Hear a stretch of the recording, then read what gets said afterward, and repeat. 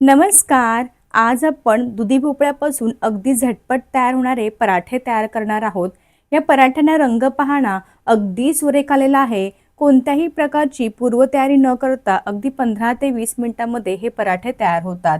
आणि ना तुम्ही हे पराठे सकाळी जरी बनवले आणि संध्याकाळी जरी खायला गेलात ना, आहे तसेच मस्त असे मऊ लुसलुशीत राहतात. अजिबात वातट किंवा कडक होत नाही. यामध्ये भरपूर सारा दुधी घालून हे तयार केलेले असल्यामुळे अगदी पौष्टिक असे तयार झालेले आहेत. चवीला म्हणाल तर अगदी अप्रतिम तयार झालेले आहेत. आता दुधी न खाणारे सुद्धा अगदी आवडीने खातील इतके हे पराठे चविष्ट तयार झालेले आहेत. चला तर वेळ न वाया घालवता रेसिपीला सुरुवात करूयात. जर तुम्हाला माझ्या रेसिपीज आवडत असतील तर चॅनलला जरूर सबस्क्राईब करा. त्यासोबतच नवनवीन रेसिपीच्या अपडेटसाठी बेल आयकॉन देखील प्रेस करा. त्याने काय होईल, मी जेव्हा माझ्या नवनवीन रेसिपीज अपलोड करेन ना, तेव्हा सर्वात आधी त्याचं नोटिफिकेशन तुम्हाला भेटेल. या अगोदर मी दुधी भोपळ्याच्या वड्या कशा बनवायच्या हे सुद्धा चॅनलवरती अपलोड केलेलं आहे. त्यामुळे पाहिले नसेल तर एकदा रेसिपी जरूर जाऊन पहा. चला तर रेसिपीला सुरुवात करूयात. दुधी भोपळ्याचे झटपट असे पराठे तयार करण्यासाठी सर्वात आधी आपण एक वाटण वाटून घेणार आहोत. त्यासाठी 4 ते 5 हिरव्या मिरच्या, 5 ते 6 लसणाच्या पाकळ्या, एक मोठा चमचा जिरं आणि अर्धा चमचा ओवा घेतलेला आहे. आता हे सर्व साहित्य छोट्या मिक्सरच्या भांड्यामध्ये घालायचं. पाणी वगैरे अजिबात न घालता छान असं बारीक वाटून घ्यायचं आहे. हे पहा, अशा प्रकारचं वाटण घालून पराठे तयार केले ना, चवीला अगदी अप्रतिम तयार होतात. आता पराठे तयार करण्यासाठी मी अशा प्रकारचा मध्यम आकाराचा दुधी भोपळा घेतलेला आहे. आधी स्वच्छ धुवून घेतला, त्यानंतर सुती कापडाने व्यवस्थित असा पुसून घेतलेला आहे. दुधी घेताना जास्त दिवसाचा घ्यायचा नाही, ताजा ताजा बघून घ्यायचा आहे. आणि ना घेताना ना कवळाच घ्यायचा आहे. जास्त दिवसाचा बघून घेतला ना तर त्यामध्ये जास्तीच्या बिया असतात. आता ह्या माझ्या दुधीमध्ये अजिबात जास्तीच्या बिया निघाल्या नव्हत्या. आता हा भोपळा आपल्याला ना किसून घ्यायचा आहे. त्याआधी आपल्याला ह्याची जी वरची सालं आहे ना ती पूर्णपणे काढून घ्यायची आहे. हे पहा, अशा प्रकारे दुधीची सर्व सालं मी काढून घेतलेली आहे. परफेक्ट. आता 2 भागांमध्ये दुधीचे तुकडे करायचे आहेत, म्हणजे कसं किसायला सोयीस्कर होईल. आता एका मोठ्या मिक्सिंग बाउलमध्ये अशा प्रकारची किसणी ठेवलेली आहे आणि मोठ्या होलाच्या किसणीने मी हा सर्व दुधी छान असं किसून घेणार आहे. दुधी किसल्यानंतर थोडाफार काळा पडतो, त्यामुळे फटाफट किसून घ्यायचा आहे. तुम्ही या ठिकाणी पाहू शकता, अजिबात माझ्या दुधीमध्ये जास्तीचे मोठमोठ्या बिया निघाल्या नाहीत, कारण दुधी जो आहे ना तो ताजा होता आणि कोवळा होता. जास्त दिवसाचा मी घेतलेला नाही. चला तर ह्याच पद्धतीने सर्व अख्खाच्या अख्खा दुधी मी किसून घेणार आहे. अशा प्रकारे सर्व घेतलेला दुधी मी किसून घेतलेला आहे. भरपूर सारा दुधी किसला गेला आहे. आता दुधीमध्ये स्वतःचं भरपूर सारं पाणी असतं, त्यामुळे अजिबात एकही थेंब पाण्याचा वापर न करता आज आपण हे पराठ्यांसाठी लागणारं पीठ मळून घेणार आहोत. हे पहा, असं भरपूर दुधी घालून हे पराठे तयार करणार आहोत. त्यामुळे एकदम पौष्टिक आणि चविष्ट असे हे पराठे तयार होणार आहेत. आता या किसलेल्या दुधीमध्ये 2-3 बिया निघाल्या, त्या मी काढून घेतलेल्या आहेत. आता सर्वात आधी ना आपण काही मसाले ॲड करूयात. आपण सुरुवातीला जे मिरचीचे वाटण तयार करून घेतलं होतं ना, ते सर्व वाटण या स्टेजला घालायचं आहे. आता लगेचच छोटा अर्धा चमचा हळदी पावडर घालायची आहे. अगदी थोडंसं लाल तिखट घालायचं, कारण आपण सुरुवातीला मिरच्या देखील घातलेल्या आहे वाटणामध्ये. एक मोठा चमचा धना पावडर घालायची आहे आणि लगेचच चवीनुसार मीठ घालायचं आहे. हे पराठे बनवताना जास्तीचे इतर मसाले घालायची अजिबात आवश्यकता नाही. वाटण तयार करून हा पराठा केला ना, चवीला एक नंबर तयार होतो. हे पहा, चवीनुसार मीठ देखील घालून घेतलेलं आहे. आता चमच्याने हे सर्व जे मसाले आहेत ना ते दुधीला अगदी व्यवस्थित असे मिक्स करून घ्यायचे आहेत. हाताने मिक्स केलं तरी सुद्धा चालेल. हे पहा, परफेक्ट छान असं मिक्स करून घेतलेलं आहे. आता यामध्ये आपल्याला गव्हाचं पीठ घालायचं आहे. साधारणतः आपली आमटीची वाटी असते ना, त्या वाटीने मी मस्त असं गच्च भरून 1.5 वाटी गव्हाचं पीठ घालून घेतलेलं आहे. हे पहा, 1.5 वाटी गव्हाचं पीठ घातल्यानंतर पाव वाटीला अगदी थोडंसं कमी बेसन पीठ घालायचं आहे. बेसन पीठ घातल्यामुळे काय होतं, बाइंडिंग छान येतं, त्यासोबतच ना चव देखील अप्रतिम लागते. 1.5 वाटी गव्हाचं पीठ आणि पाव वाटी बेसन पीठ घाला, एकदम परफेक्ट प्रमाण आहे.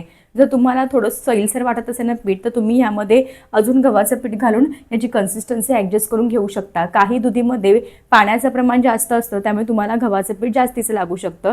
काही दुधीमध्ये पाण्याचं प्रमाण कमी असतं, त्यामुळे गव्हाचं पीठ कमी लागू शकतं. इकडे तिकडे थोडंफार होऊ शकतं. आता चांगलं असं मिक्स करून घ्यायचं आहे आणि छान असं घट्टसर पिठाचा गोळा मळून घ्यायचा आहे. जास्तीचा घट्ट तयार होत नाही, थोडासा मऊसूतच हा गोळा तयार होतो. आता एक लक्षात ठेवायचं, वरतून अजिबात एकही थेंब पाण्याचा वापर नाही करायचा.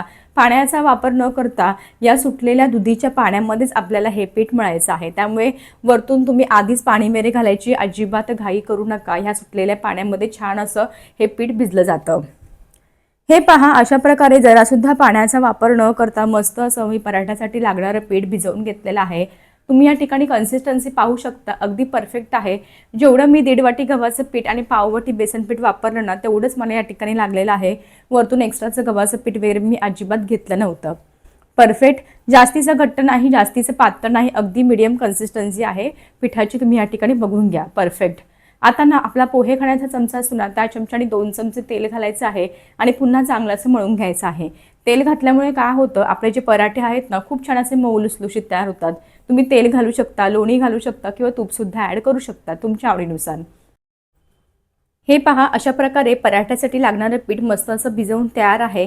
फक्त एक 5 ते 10 मिनिटं साईडला ठेवून देते. त्यानंतर लगेच पराठे बनवायला सुरुवात करणार आहे. जास्त वेळ भिजवायला ठेवायचं नाही, कारण नाहीतर मग दुधीमध्ये आधी स्वतःचं पाणी असतं ना, त्यामुळे आपलं पीठ जे आहे ते प्रमाणापेक्षा पातळ होऊ शकतं.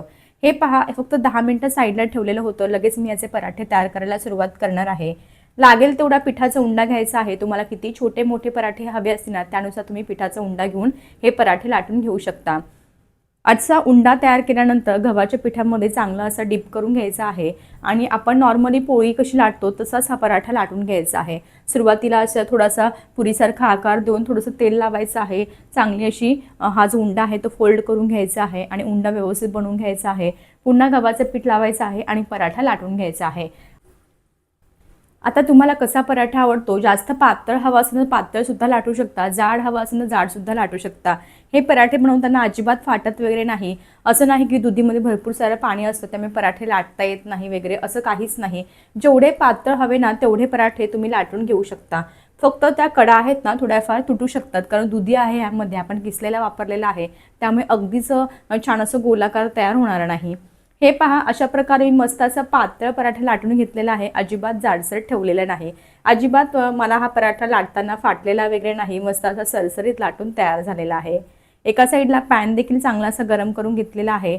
मोठ्या गॅसवरती आपण जशी चपाती भाजतो त्याचप्रमाणे हा पराठा देखील भाजून घ्यायचा आहे. दोन्ही बाजूनी मस्त असं खरपूस भाजून घ्यायचा आहे. आता पराठा भाजताना तुम्ही ह्याला तेल लावू शकता, तूप लावू शकता तुमच्या आवडीनुसार. हे पहा, अशा प्रकारे दोन्ही बाजूनी मस्त अशी बाजू अदली बदली करत हे पराठे भाजून घ्यायचे आहेत. हे पराठे बनवायला ना फार सोपे आहेत, अगदी झटपट तयार होतात.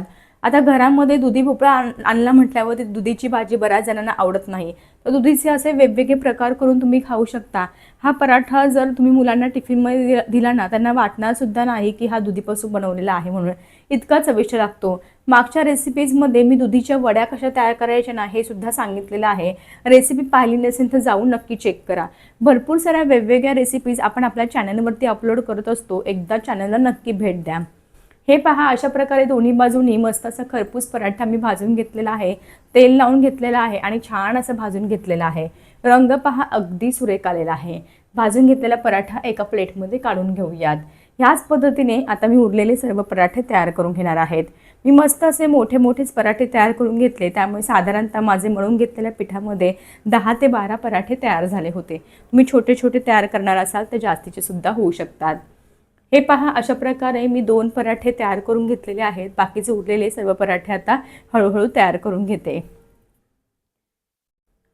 अशा प्रकारे मी काही पराठे तयार करून घेतलेले आहेत. मस्त असे मऊ लुसलुशीत तयार झालेले आहेत. रंग पाहणं अगदी सुरेख आलेला आहे. चवीला तर एक नंबर तयार झालेले आहे. खाताना वाटणार सुद्धा नाही की दुधीचे आहेत म्हणून. खरंच खूप छान अप्रतिम चवीचे तयार झाले होते. आता तुम्ही हे पराठे सकाळी जरी बनवून ठेवले आणि संध्याकाळी जरी खायला गेलात ना, आहे तसेच मऊ लुसलुशीत राहतात. अजिबात कडक किंवा वातट होत नाही, कारण दुधी घातलेलं आहे त्यामुळे खूपच असे मऊ लुसलुशीत होतात. अगदी तुमच्या लहान मुलांना सुद्धा आवडेल इतके छान तयार झालेले आहे. वयस्कर व्यक्तीसुद्धा खाऊ शकतील इतके मऊसूत तयार झालेले आहेत. आता तुम्ही हे पराठे ना एखाद्या चटणीसोबत, सॉससोबत किंवा असे सुद्धा खाऊ शकता. चहासोबत मस्त असं रोल करून सुद्धा हा पराठा खाऊ शकता. कशी वाटली तुम्हाला माझी आजची रेसिपी? आवडली असेल तर एकदा हे पराठे जरूर करून पहा. कसे झाले मला कमेंट बॉक्समध्ये सांगायला मात्र विसरू नका. असेच भेटूया एका नवीन आणि सोप्या रेसिपीसोबत. तोपर्यंत मस्त खा आणि हेल्दी